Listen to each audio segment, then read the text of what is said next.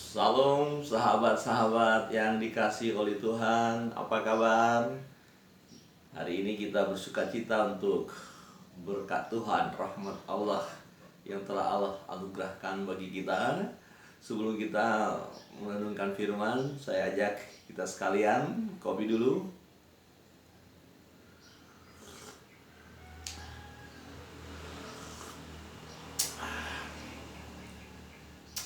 Nikmat sekali, puji Tuhan. Saudara yang terkasih dalam Tuhan, pembacaan firman Tuhan hari ini kita berada pada kitab Rut pasal yang keempat. Saya beri tema adalah penebus siap mengorbankan diri demi yang ditebusnya. Saudara yang terkasih di dalam Tuhan, kita melihat rangkaian perjalanan hidup Rut setelah berjumpa dengan Boas, dan Boas sebagai penebus, tetapi masih ada penebus yang lebih berhak untuk mengambil Rut sebagai istrinya. Nah, setelah perjumpaan dengan penebus yang lebih layak, mereka mengadakan rapat ya semacam itu dan memberikan kesempatan kepada saudara penebus yang lebih layak itu.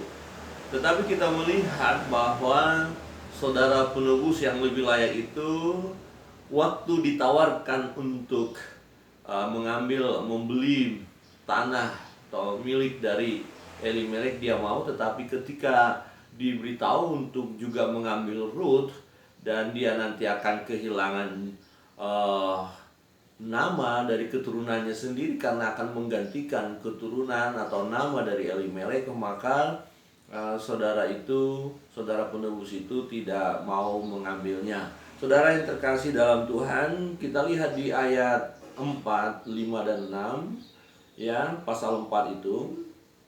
Jadi pikirku, baik juga hal itu kusampaikan kepadamu sebagai berikut. Belilah tanah itu di depan orang-orang yang duduk di sini dan di depan para tua-tua bangsa kita. Jika engkau mau menebusnya, tebuslah. Tetapi jika engkau tidak mau menebusnya, beritahukanlah kepadaku supaya aku tahu, sebab tidak ada orang yang dapat menebusnya kecuali engkau, dan sesudah engkau aku. Lalu berkatalah ia, aku akan menebusnya. Ya, sang penebus itu berkata, yang lebih layak tadi, aku akan menebusnya untuk tanah milik. Nah, kemudian lalu berkatalah ia, aku akan menebusnya. Tetapi kata Boas, pada waktu engkau membeli tanah itu dari tangan Naomi, engkau memperoleh Rut juga, perempuan Moab, istri orang yang telah mati itu, untuk menegakkan, perhatikan, untuk menegakkan nama orang itu di atas milik pusakanya. Jadi akan nama daripada keturunan Elimelek nanti. Lalu berkatalah penebus itu, jika demikian aku tidak dapat menebusnya. Ya, alasannya jelas sekali, apa dikatakan? Sebab aku akan merusakkan milik pusakaku sendiri. Jadi untuk namanya tidak ada lagi, pusaka atas nama dirinya tidak akan ada lagi, melainkan pusaka atas nama Elimelek. Nah, ini sesuatu yang tidak mudah. Maka sangat-sangat wajar juga secara manusia bahwa sang penebus yang lebih layak tadi tidak mau. Ya, dikatakan, aku mengharap engkau menebus apa yang seharusnya aku tebus, sebab aku tidak dapat menebusnya. Ya, juga Rut perempuan Moab itu, istri Mahlon, aku peroleh menjadi istriku untuk menegakkan nama orang yang telah mati di atas milik pusakanya. Ya, jadi akhirnya yang menebus adalah Boas, sebab penebus yang lebih layak tidak bersedia, tidak mau berkorban. Nah, di ayat 10 dikatakan, demikianlah nama orang itu tidak akan lenyap dari antara saudara-saudaranya dan dari antara warga kota. Kamulah pada hari ini kamulah pada hari ini menjadi saksi.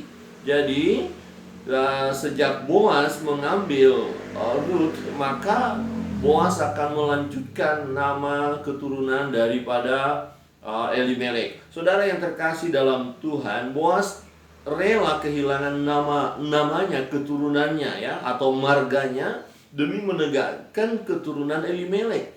Tentu ini sesuatu yang tidak mudah untuk dilakukan. Terbukti tadi bahwa penebus yang lebih layak tidak mau, ya, tidak bersedia untuk menebus.